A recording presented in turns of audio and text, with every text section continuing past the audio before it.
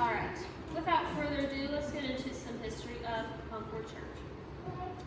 The Concord Church was organized in November of 1840 by Elder Luther Fenton, an associate of Elder David Purviance, the latter of whom perceived a need for a Christian church south of New Paris. There were 8 charter members: Moses Dooley, Carrie Toney, Jacob Cooper and daughters Lavici and Elizabeth, Charles Collins, Alexander Ray, and another whose name has been lost to history. The name Concord was chosen in remembrance of Purviance's old meeting house near Carlisle, Kentucky. His son Levi then became the first pastor of the new Concord, where he provided preaching services on the first and third Sundays of the month.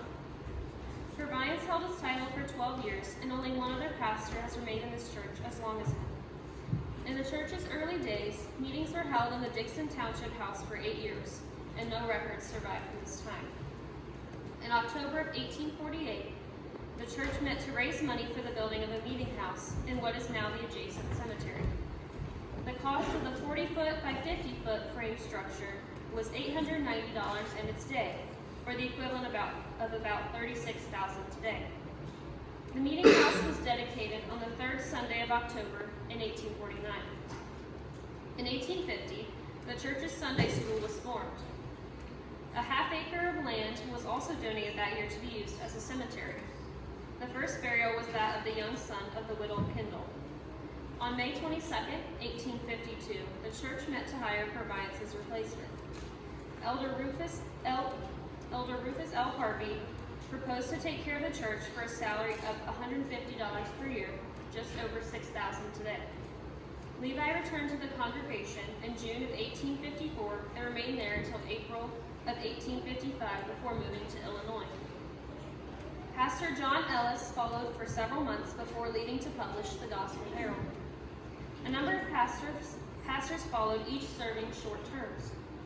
However, in 1878, Elder Peter McCullough was engaged in the pastorate. Under his guidance, the church met on January 29, 1881, to discuss arrangements for a new meeting house. Motions were made to construct a 40-foot by 60-foot structure. Subsequently, the present brick church was constructed on 1.5 acres, with a total cost coming out to about $4,000, or about $125,000 today. In 1882, Elder T.C. Diltz became the new pastor, and John S. Larsh was employed as sexton. Elder W.H. Orr became pastor in 1885. On May 12, 1886, just months into his term, a storm caused great damage to the new meeting house. The roof was torn off, and the west gable end blew in, destroying the carpet and breaking a chandelier, the organ, and a few of the pews. A committee was formed to raise funds for the necessary repairs. It took nearly 2 years, but the building was repaired. However, no regular meetings or services were held until January of 1888. At this time, Reverend Rebecca Kirshner became the first woman to lead the congregation. In June of 1888, the present church bell was purchased from the People's Church at West Florence for the sum of $103, or about $3,500 today. An additional $6, or $200 in today's money, was required to have the bell moved and placed in its new home. In August of that same year, Reverend Kirshner was rehired for another year for a contract totaling $300, or a little over $10,000 today, to preach 2 sermons every other Sabbath. She remained with the church for 4 years. In 1905, Alva Kerr became pastor, and the church adopted its first constitution. Kerr was followed by H.W. Martin from March to June of 1909. On September 1st, 1909, Reverend Omer S. Thomas became pastor of both Concord and nearby Campbellstown churches. He was to alternate his preachings each Sabbath. Being a resident of West Milton, Thomas had to make the trip by trolley to Eaton, and then by horse and buggy to the church. He would have Sunday dinner with the family, preach the evening service, and then return to Eaton on Monday morning. In February of 1910, Reverend Thomas met with church members Frank Dunlap, John Duval, Harry Price, Walter Parks, and Will Ross. The group discussed a plan for making improvements to the meeting house.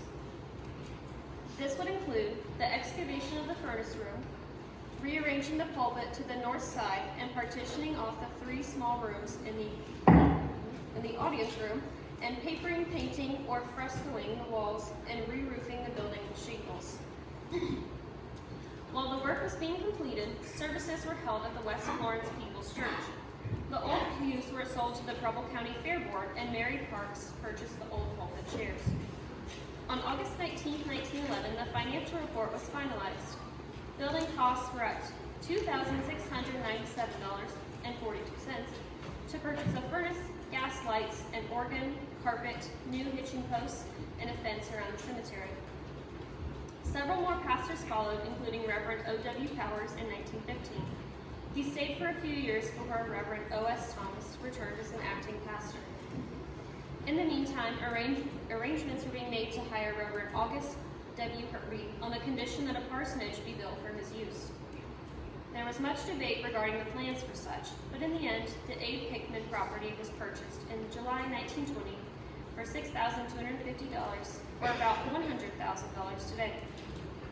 The pastor would live in the house, and the church would receive income from the rental of the attached land.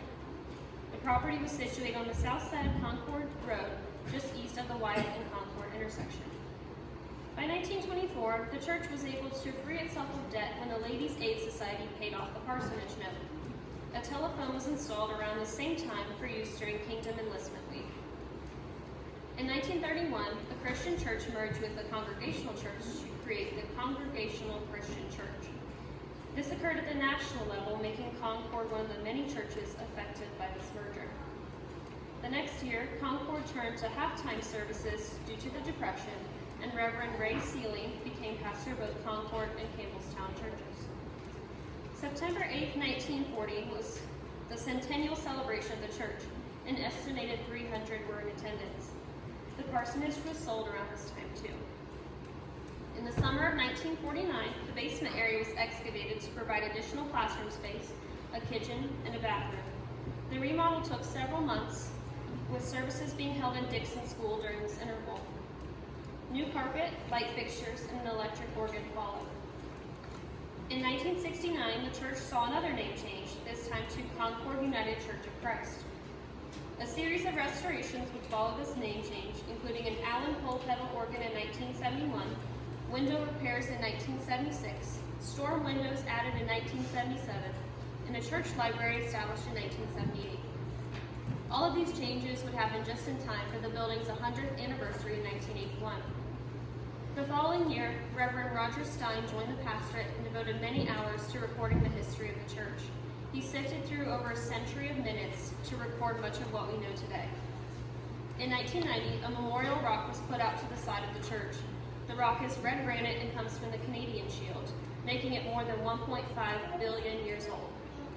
It was carried south to Preble County at least 15,000 years ago by the Wisconsin Glacier. The rock was dedicated November 11, 1990 to commemorate the sesquicentennial or 150-year anniversary of the Concord Church. The new fellowship hall came along in 2003, making the church resemble what it looks like today. Although this building has seen many changes, the congregation has welcomed new generations, and ministers have come and gone, the mission remains the same.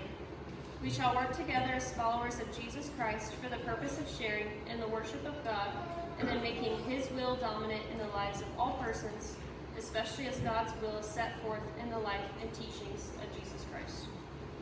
And that is all I have, and we will go unveil the